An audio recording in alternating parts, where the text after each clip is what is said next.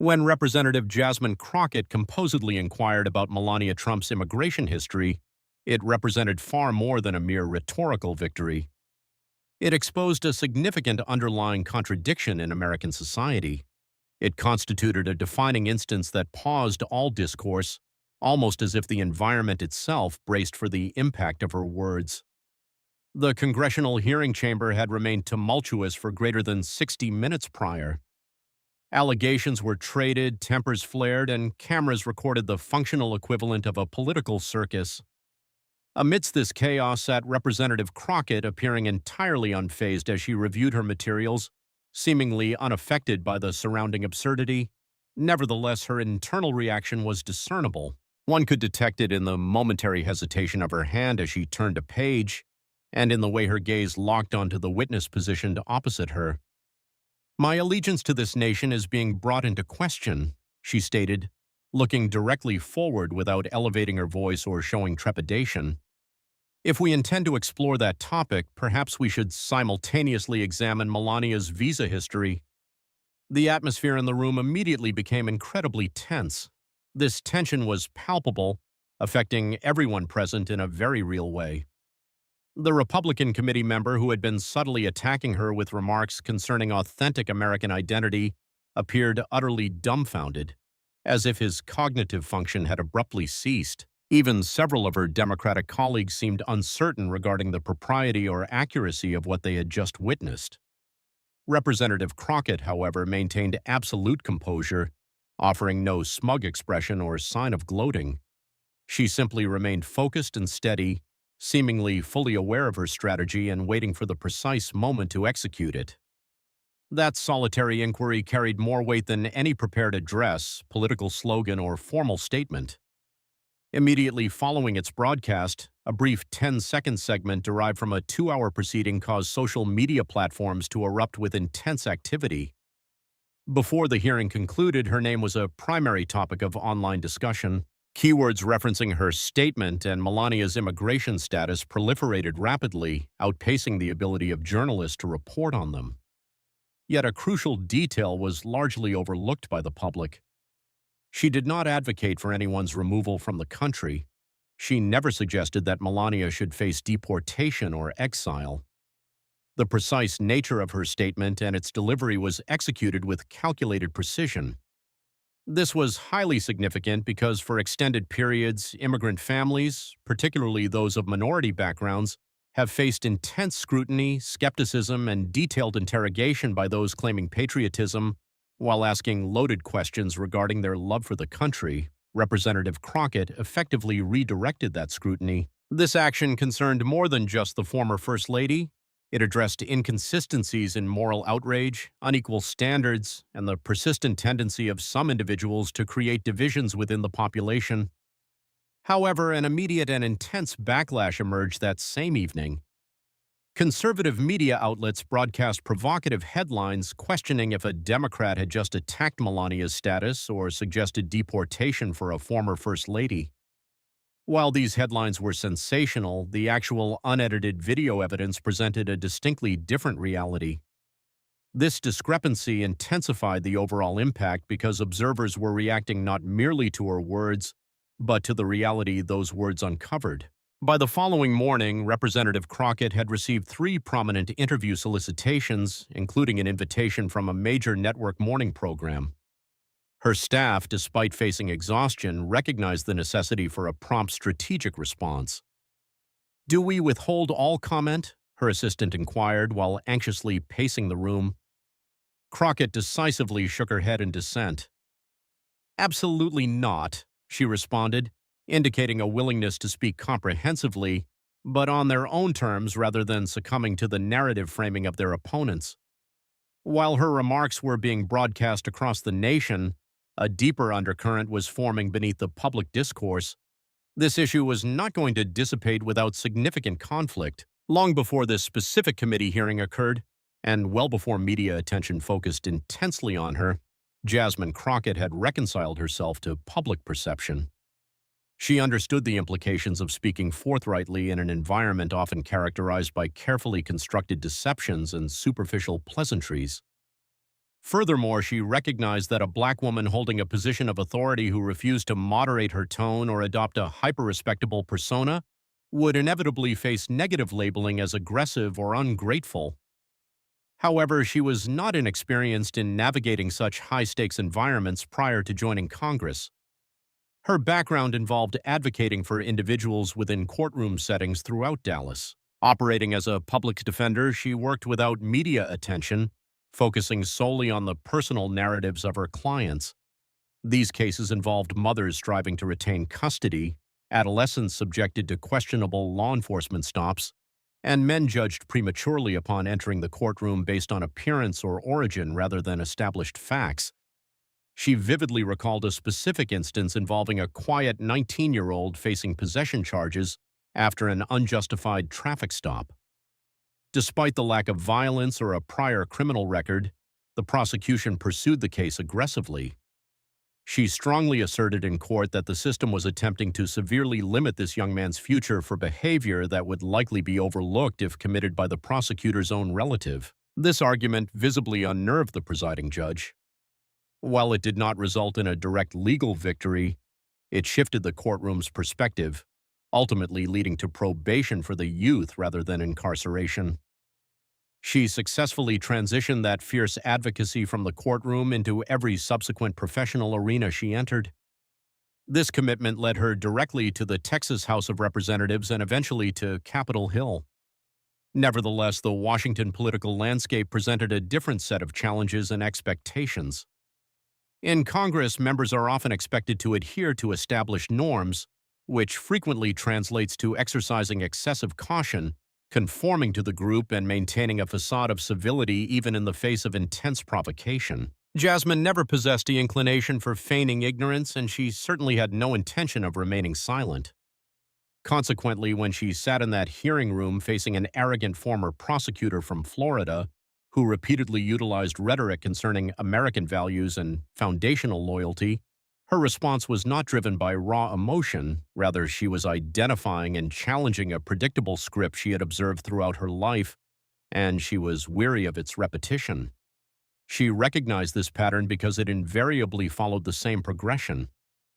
Initially, opponents scrutinize your background, followed by questioning your motivations and ultimately challenging your patriotism. Furthermore, when an individual finally responds with composed, factual precision, these same opponents feign outrage that the individual possessed the confidence to speak at all.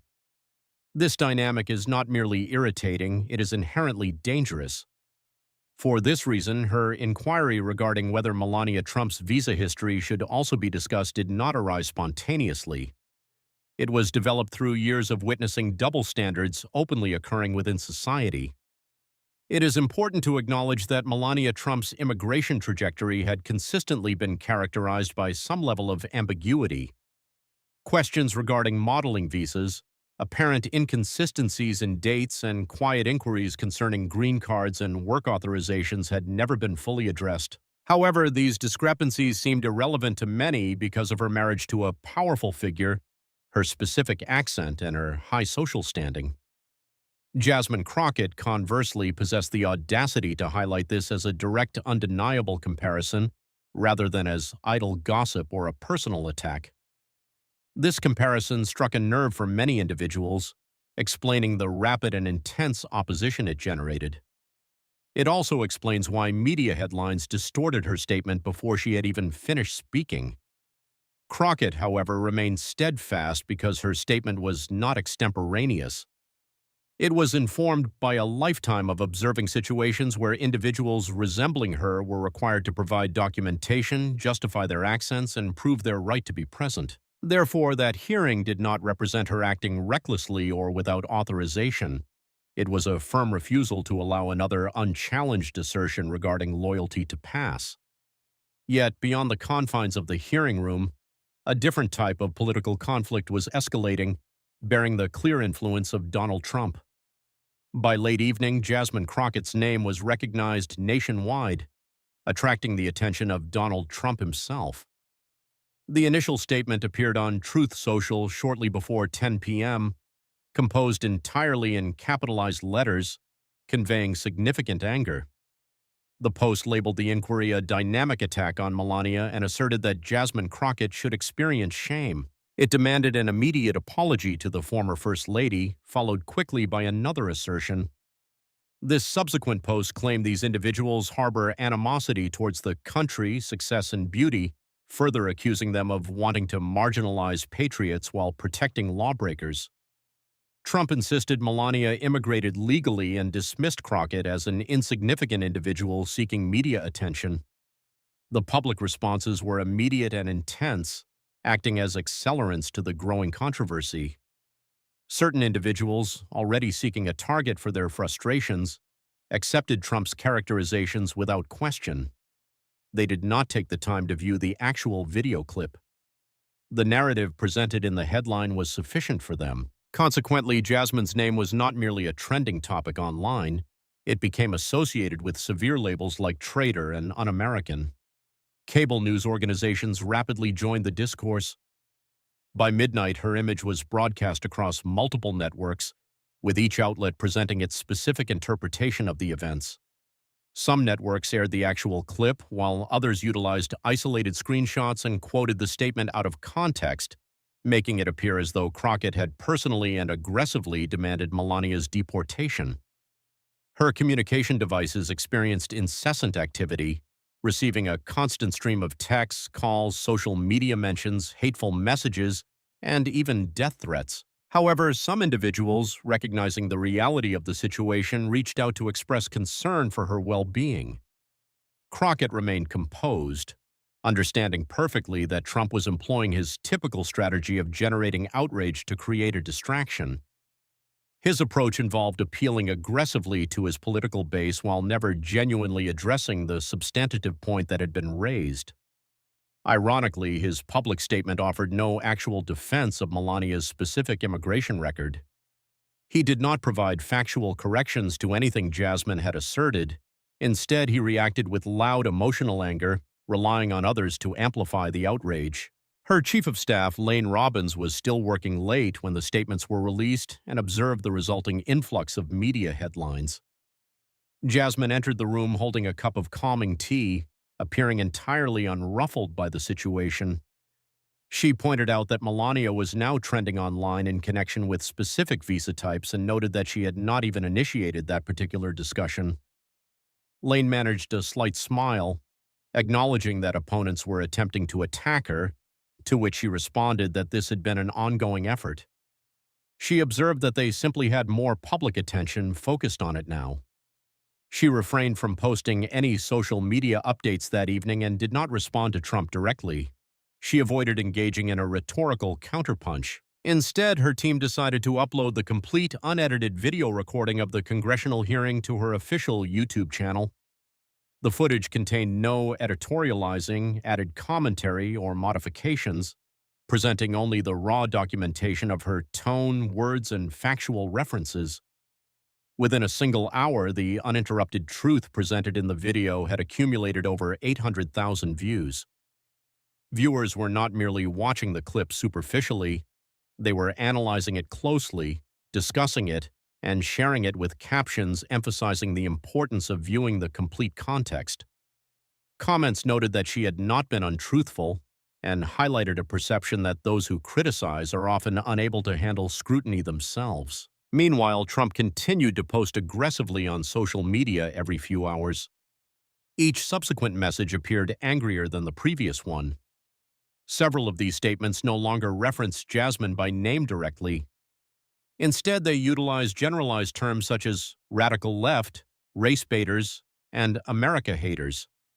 However, this strategy was proving less effective than in the past because this time, the public was asking challenging and uncomfortable questions.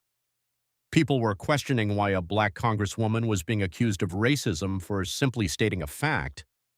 They also questioned why there was reluctance to discuss Melania's immigration history, or most critically, why legal rules seem to apply selectively rather than universally. Even a small number of conservative commentators who prioritize some level of integrity acknowledged that Crockett had not made any false statements. They conceded she had not even insulted Melania directly.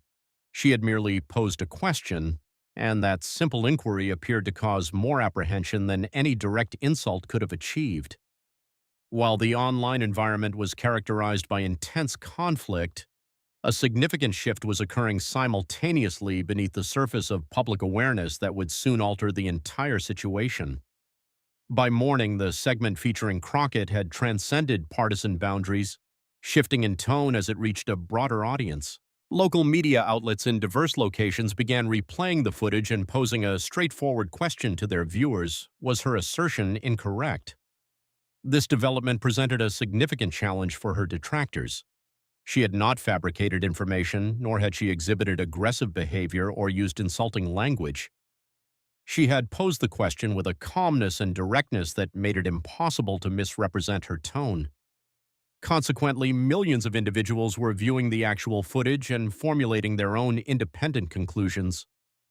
By 9:00 a.m., she had been scheduled for two significant national television interviews with major networks. She prioritized the interview with CBS Mornings. Her team assembled at a small production studio in Washington, D.C. As she prepared for the broadcast, her chief of staff reviewed current media headlines. Some characterized the statement as a swipe at Melania, while others questioned the decency of the remark or labeled it a political ambush. Jasmine reacted to the term ambush, noting that she had simply asked a question, asserting that it was the same type of inquiry routinely directed at individuals who shared her background. The CBS anchor, Ella Truitt, immediately addressed the controversy, noting accusations that the Congresswoman had attacked the former First Lady and asking if she believed her remarks were excessive. Jasmine responded without hesitation, maintaining a steady gaze. She found it remarkable that a question about fairness was automatically classified as an attack. She argued that her question was not extreme, rather the real extremity lay in people prioritizing outrage over the question itself rather than the apparent double standards the question highlighted. Truitt sought clarification on whether the remark was personal in nature. "I do not know Melania personally, nor do I wish her any misfortune. However, if this country intends to persist in the pretense that every individual is treated equally, then absolute honesty is required.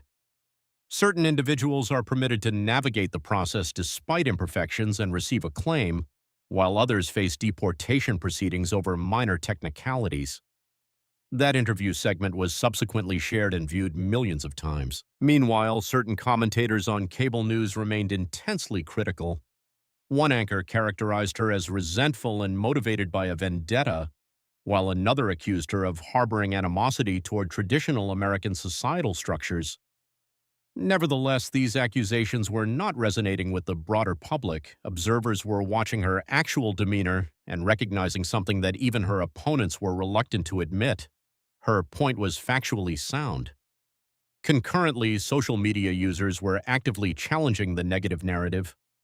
Young immigrants began sharing personal experiences using a unified hashtag, recounting instances where they had to repeatedly prove their sense of belonging. These individuals shared stories of being subjected to additional scrutiny, longer wait times, and louder doubts during standard procedures. One user noted the contrast. Their parent faced deportation over a clerical error, while Melania successfully obtained repeated visa renewals for modeling work. Jasmine had addressed a necessary topic. Despite this, the negative backlash remained significant. Her office was forced to secure their email systems after being inundated with thousands of hateful messages. While some were merely expressing anger, others contained violent threats. One specific message demanding she remain silent was referred to federal authorities for investigation. However, Crockett refused to show intimidation. Later that afternoon, she participated in an interview with a collegiate reporter who inquired if she had contemplated issuing an apology. Jasmine reacted with surprise, questioning why she should apologize for stating the truth. She asserted that she did not regret asking the type of question frequently directed at individuals like herself, and expressed a desire for more people to have the courage to ask similar questions.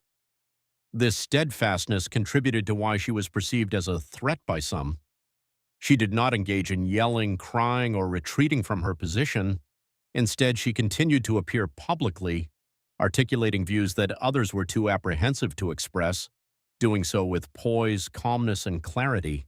She was not merely attempting to win a specific debate, she was fundamentally shifting the nature of the national conversation. While Crockett maintained her position publicly, a distinct type of reaction was developing away from the media spotlight, one that would soon elevate this issue far beyond conventional politics. The initial significant manifestation of this reaction occurred in Mesa, Arizona. A demonstration had previously been organized outside the federal courthouse, originally intended to highlight the increasing number of deportations involving undocumented individuals that were occurring with minimal media coverage. However, following the widespread dissemination of the Crockett video, the organizers incorporated her statement into their advocacy. Her name was prominent on signage throughout the event. One participant, born in the United States to immigrant parents, displayed a clear and impactful message connecting her father's potential deportation to the former First Lady's status. The size of the demonstration increased rapidly. While not as large as major coastal city marches, it was extremely vocal, visible, and deeply emotional. Hundreds of diverse attendees, including professionals and students, gathered, some holding personal photos of family members facing immigration uncertainties. The predominant chant that emerged demanded equal application of rules and rights. The demonstration in Mesa was featured on the evening news, not due to any disorder, as there was none, but because it clearly and directly connected the public conversation initiated by Crockett. When Congresswoman Jasmine Crockett composedly inquired about Melania Trump's visa history, it represented more than a mere rhetorical victory.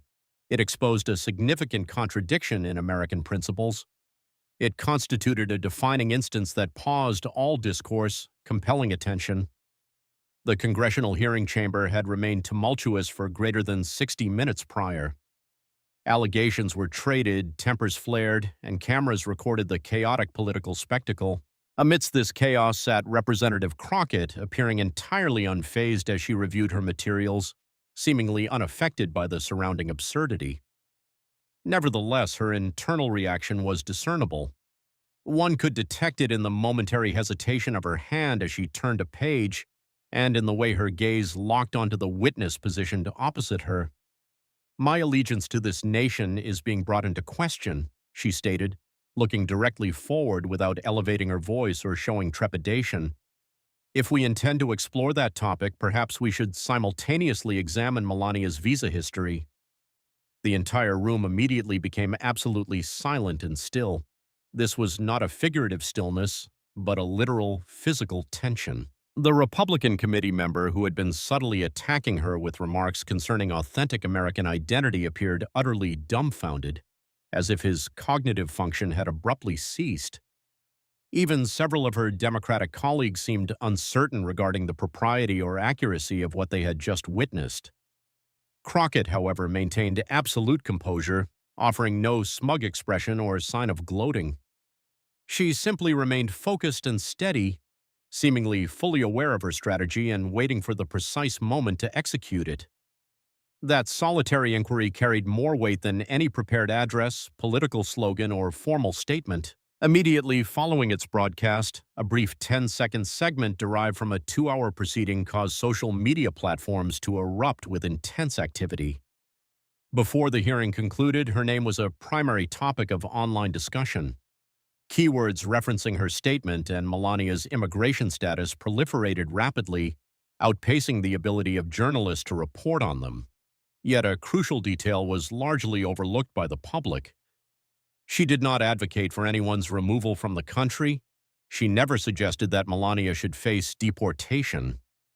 The precise nature of her statement and its delivery was executed with calculated precision. This was highly significant because for extended periods, immigrant families, particularly those of minority backgrounds, have faced intense scrutiny, skepticism, and detailed interrogation by those claiming patriotism while asking loaded questions regarding their love for the country. Representative Crockett effectively redirected that scrutiny. This action concerned more than just the former First Lady.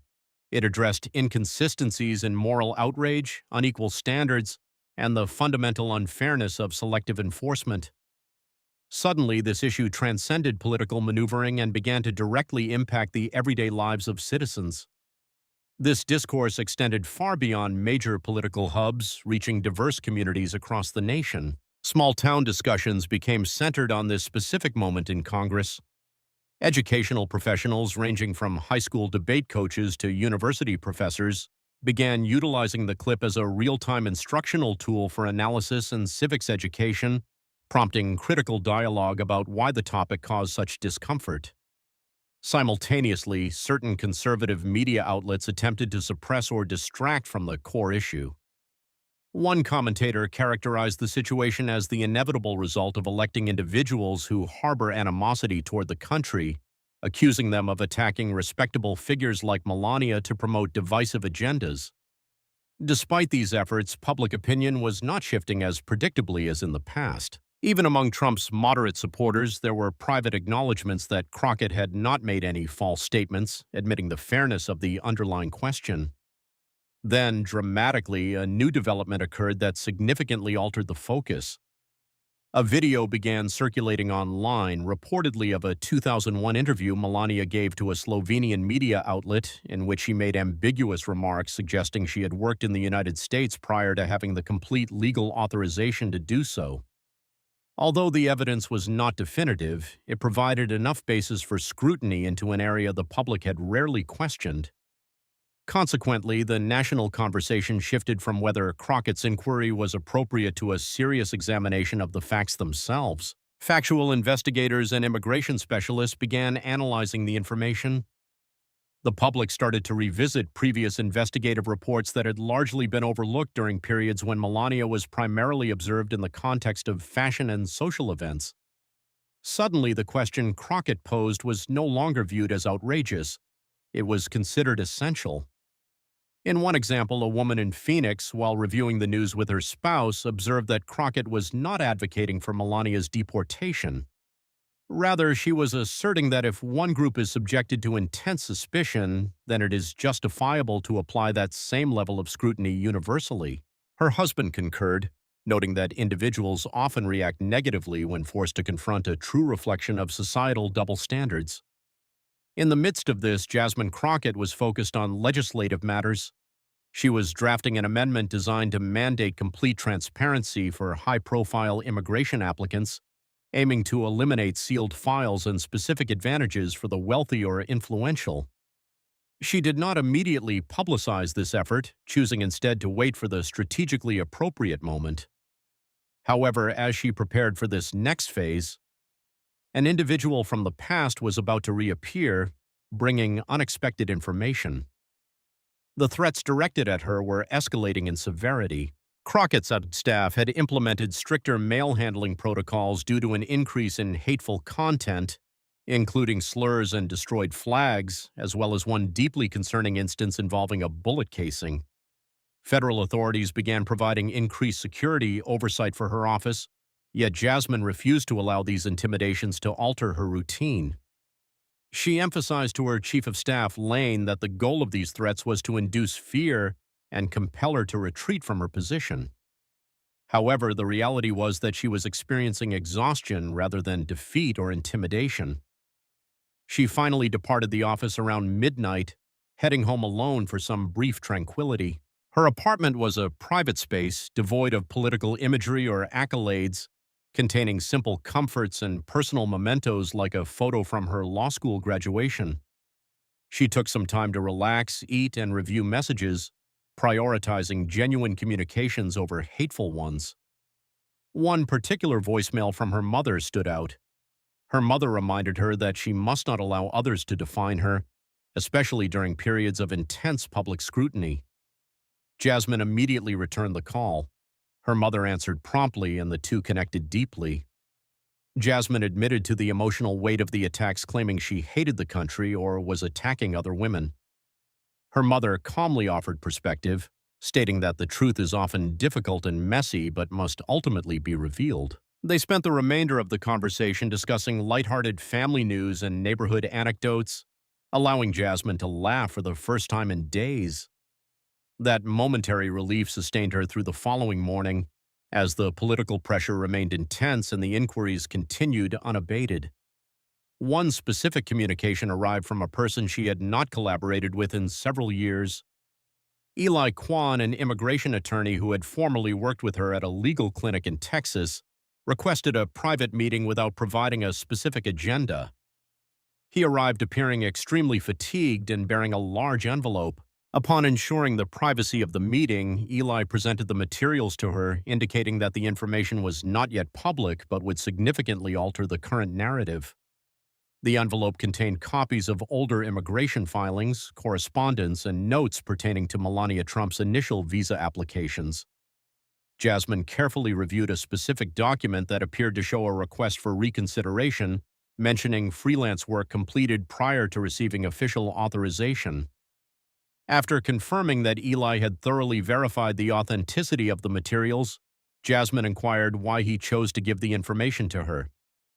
Eli explained that he trusted her because she had been truthful and was willing to openly address issues that others avoided. Jasmine composedly accepted the information and instructed her team to prepare for the next steps. Simultaneously, a different reaction was brewing among the public that would further impact the conversation. This response originated not from political figures or commentators, but from everyday citizens who felt a connection to the honesty and clarity of Jasmine Crockett's original question. Public responses came from diverse sources. A young educator in El Paso shared a video highlighting the contradiction of explaining immigration paperwork requirements to third graders while witnessing public outrage over questions about a white European woman's status. This message resonated widely, emphasizing unequal systemic applications. Separately, a military veteran in Minneapolis expressed a similar sentiment, noting that despite serving his country, his own belonging is still questioned, and he felt a profound validation in Crockett's willingness to ask a question he had long considered himself. This perspective was amplified by college students who organized quiet, question-focused demonstrations that gained significant traction across social media and mainstream news outlets. Even in conversational settings like a Pennsylvania barbershop, citizens were acknowledging that Crockett was simply articulating what many had already observed, differing only in that she had a public platform. The prevailing reaction was not necessarily because she was aggressive, but because she remained composed. In a loud political environment, her precise inquiry carried significant weight, leading to a gradual increase in her public approval ratings across various demographics, including some political moderates. While not everyone supported her specific politics, there was a growing respect for her demeanor and reliance on factual assertions. A newspaper editorial emphasized that while individuals could debate the timing or tone, the underlying truth of her statement was undeniable, and the resulting discomfort stemmed from public awareness of that reality. Throughout this, Jasmine remained focused on her work, visiting community centers and attending hearings without seeking media attention, making her statement through consistent action. However, behind the scenes, a significant development occurred as the documents Eli Kwan provided began to circulate among journalists and legal analysts. This led to increased scrutiny, with reporters questioning why inconsistencies in dates and declarations had not previously been addressed. Former government officials declined to comment, and Trump's team offered a vague dismissal. Yet the existence of credible conflicting information ensured the issue would not dissipate. Before the situation could escalate further, an unexpected and powerful voice from within the Trump administration was about to emerge and fundamentally change the entire discourse. A former high-ranking aide to Melania Trump, who had avoided public commentary for years, unexpectedly appeared on a prominent podcast, breaking her long silence. She stated that witnessing the attacks on Jasmine Crockett compelled her to speak out, believing that continued silence would constitute complicity. This admission immediately recaptured the nation's attention. As someone deeply involved in Melania's daily schedule and public relations, this individual possessed intimate knowledge of internal matters. She revealed that within their circle, there were persistent concerns and inconsistencies regarding the official visa and work history timelines. She specifically recalled Melania exhibiting significant anxiety regarding a media inquiry about her early modeling days, seemingly to prevent close examination of her documentation. When directly asked if this constituted an admission of unlawful status at any point, the former aide stated that the established timeline was fundamentally illogical a fact that was known internally but never publicly acknowledged. This statement generated immediate, widespread media coverage across the country. Representative Crockett refrained from immediate comment, allowing the dynamic to unfold independently.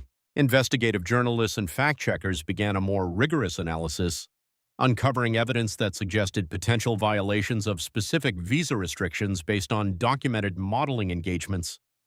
While the White House had previously dismissed these concerns as minor administrative issues, that explanation was no longer viewed as sufficient by a public increasingly engaged with the concept of systemic fairness. Quietly, the narrative began to shift even among critical media figures. While not offering apologies or endorsing Crockett's approach, some acknowledged that her underlying point regarding potential double standards merited serious discussion. In Jacksonville, a former immigration professional was observing this shift with interest.